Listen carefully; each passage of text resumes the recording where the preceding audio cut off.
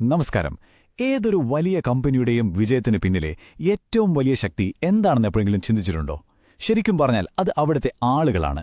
അപ്പോൾ ഇന്ന് നമ്മൾ ആ ആളുകളെ എങ്ങനെയാണ് ഏറ്റവും മികച്ച രീതിയിൽ കൈകാര്യം ചെയ്യുന്നതെന്ന് പഠിക്കാൻ പോവുകയാണ്. അതായത് ഹ്യൂമൻ റിസോഴ്സസ് മാനേജ്മെന്റ് അഥവാ HRMന്റെ അടിസ്ഥാന കാര്യങ്ങൾ. നമുക്ക് വളരെ ലളിതമായ ഒരു ചോദ്യത്തിൽ നിന്ന് തുടങ്ങാം. ഏതെങ്കിലും ഒരു വിജയകരമായ സ്ഥാപനത്തെക്കുറിച്ചൊന്ന് ആലോചിച്ചു നോക്കിയേ. അവരുടെ വിജയത്തിന് പിന്നിലെ യഥാർത്ഥ കാരണമെന്താണ്? അതവരുടെ ടെക്നോളജിയാണോ? അതോ അവരുടെ പ്രോഡക്ട്സ് ആണോ? അതെ, ഉത്തരം വളരെ സിമ്പിളാണ്. അവിടുത്തെ ആളുകൾ. ഇതാണ് ഹ്യൂമൻ റിസോഴ്സ് മാനേജ്മെന്റിന്റെ ഏറ്റവും പ്രധാനപ്പെട്ട ആശയം. ഒരു ഓർഗനൈസേഷനെ മുന്നോട്ട് കൊണ്ടുപോകുന്ന ഓരോ വ്യക്തിയെയും ശരിയായ രീതിയിൽ നയിക്കുകയും അവരെ വളർത്തുകയും പരിപാലിക്കുകയും ചെയ്യുന്ന ഒരു പ്രക്രിയയാണ് HRM. ഇപ്പോൾ ഈയൊരു വിഷയത്തിൽ നമ്മൾ എന്തൊക്കെയാണ് നോക്കാൻ പോകുന്നതെന്ന് വെച്ചാൽ, ആദ്യം HRM എന്താണെന്ന് കൃത്യമായി മനസ്സിലാക്കും. പിന്നെ അതിൻ്റെ ഒരു ചരിത്രമുണ്ട്, അതെങ്ങനെയാണ് ഇന്നത്തെ രൂപത്തിലേക്ക് മാറിയതെന്ന് നോക്കൂ. അതിനുശേഷം പ്രധാനപ്പെട്ട HRM അപ്രോച്ചസ് ഏതൊക്കെയാണെന്ന് നമ്മൾ ചർച്ച ചെയ്യും. പിന്നെ അതിൻ്റെ പ്രധാന പ്രവർത്തനങ്ങളെക്കുറിച്ചും അവസാനം എന്തുകൊണ്ടാണ് HRM ഇത്രയധികം പ്രാധാന്യം അർഹിക്കുന്നത് എന്നും നമ്മൾ മനസ്സിലാക്കും. അപ്പോൾ ശരി, നമുക്ക് ആദ്യം തന്നെ തുടങ്ങാം. എന്താണ് HRM? നമുക്കതിൻ്റെ ഒരു കൃത്യമായ നിർവചനം നോക്കാം. HRM എന്താണെന്ന് മനസ്സിലാക്കാൻ എഡ്വിൻ ഫിലിപ്പോയുടെ ഈയൊരു നിർവചനം വളരെ സഹായകമാണ്. നോക്കൂ, ഇത് വെറുതെ ആളെ എടുക്കുന്നതിനെക്കുറിച്ചോ ശമ്പളം കൊടുക്കുന്നതിനെക്കുറിച്ചോ മാത്രമല്ല പറയുന്നത്. ഇവിടെ 3 പ്രധാനപ്പെട്ട ലക്ഷ്യങ്ങളുണ്ട്. ഇൻഡിവിജ്വൽ, അതായത് വ്യക്തിപരം; ഓർഗനൈസേഷണൽ, അതായത് സ്ഥാപനത്തിൻ്റേത്; പിന്നെ സോഷ്യൽ, അതായത് സാമൂഹികം. ചുരുക്കി പറഞ്ഞാൽ ഒരു ജീവനക്കാരന്റെ വ്യക്തിപരമായ വളർച്ച, കമ്പനിയുടെ ലക്ഷ്യങ്ങൾ, സമൂഹത്തോടുള്ള ഉത്തരവാദിത്തം, ഇതെല്ലാം ഒരുമിച്ച് കൊണ്ടുപോകുന്ന ഒരു വലിയ പ്രക്രിയയാണ് HRM. അപ്പോൾ ശരി, തിയറിയൊക്കെ കൊള്ളാം. പക്ഷേ ഡേ ടു ഡേ ലൈഫിൽ ഒരു HR ഡിപ്പാർട്ട്മെന്റ് എന്തൊക്കെയാണ് ചെയ്യുന്നത്?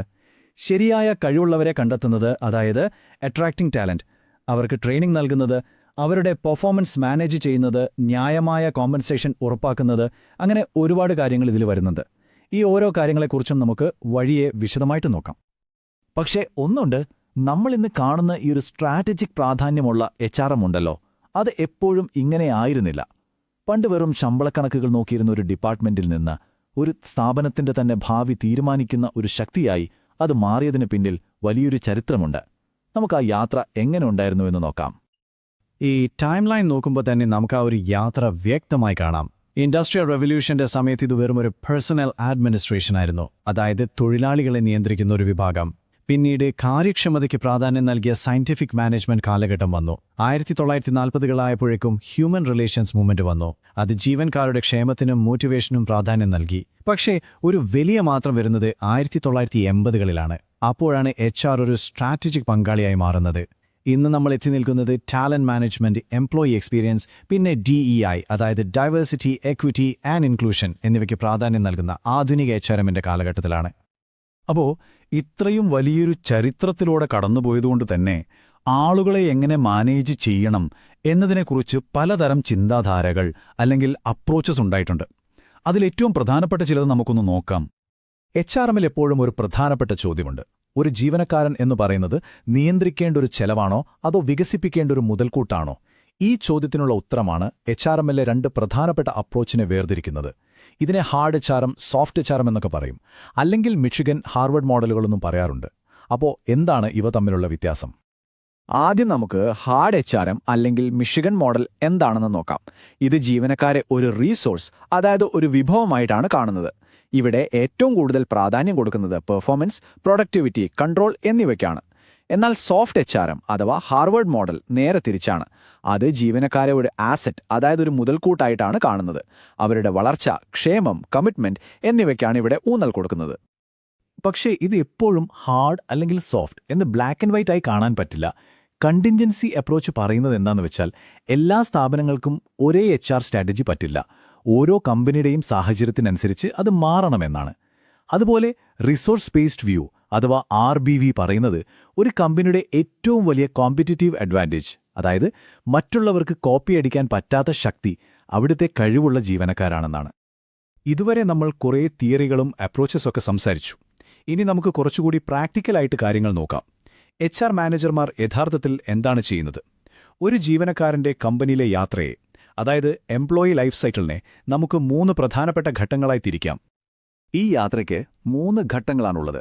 ആദ്യത്തേത് അക്വയർ, അതായത് ശരിയായ ആളുകളെ കണ്ടെത്തുക. രണ്ടാമത്തേത് ഡെവലപ്പ്, അതായത് അവരുടെ കഴിവുകൾ വളർത്തുക. മൂന്നാമത്തേതും ഒരുപക്ഷെ ഏറ്റവും പ്രധാനപ്പെട്ടതുമായ ഘട്ടം റീറ്റെയിൻ, അതായത് ആ കഴിവുറ്റ ജീവനക്കാരെ കമ്പനിയിൽ തന്നെ നിലനിർത്തുക. അപ്പോ ഇതിലെ ആദ്യത്തെ ഘട്ടമായ അക്വയറിൽ എന്താണ് നടക്കുന്നത്? ഇവിടെയാണ് ഹ്യൂമൻ റിസോഴ്സ് പ്ലാനിംഗ്, റിക്രൂട്ട്മെന്റ്, സെലക്ഷനൊക്കെ വരുന്നത്. അതായത് കമ്പനിക്കു ഭാവിയിൽ എന്തൊക്കെ കഴിവുകളാണ് ആവശ്യമെന്ന് പ്ലാൻ ചെയ്യുക, അതിനനുസരിച്ച് ആളുകളെ ആകർഷിക്കുക, എന്നിട്ട് അവരിൽ നിന്ന് ഏറ്റവും യോജിച്ചവരെ തിരഞ്ഞെടുക്കുക. ഒരാളെ ജോലിക്ക് എടുത്തതുകൊണ്ട് മാത്രം കാര്യമില്ലല്ലോ. അടുത്ത ഘട്ടം ഡെവലപ്പാണ്. ഇവിടെയാണ് ട്രെയിനിങ് ആൻഡ് ഡെവലപ്മെന്റിലൂടെ അവരുടെ കഴിവുകൾ നമ്മൾ കൂടുതൽ മെച്ചപ്പെടുത്തുന്നത്. അതോടൊപ്പം പെർഫോമൻസ് മാനേജ്മെന്റിലൂടെ അവർക്ക് കൃത്യമായ ഫീഡ്ബാക്ക് നൽകി അവരെയും കമ്പനിയെയും ഒരുമിച്ച് വളർത്താൻ സഹായിക്കുന്നു. അവസാനത്തേത് റീറ്റെയിൻ. ശരിക്കും പറഞ്ഞാൽ നല്ല ജീവനക്കാരെ കിട്ടുന്നതിനേക്കാൾ പാടാണ് അവരെ നിലനിർത്തുന്നത്.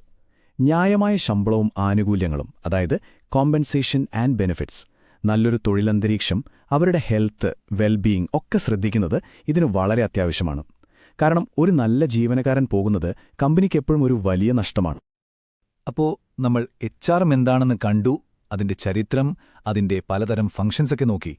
പക്ഷേ ഇതിനെല്ലാം ശേഷം ഏറ്റവും പ്രധാനപ്പെട്ട ഒരു ചോദ്യം ബാക്കിയുണ്ട്.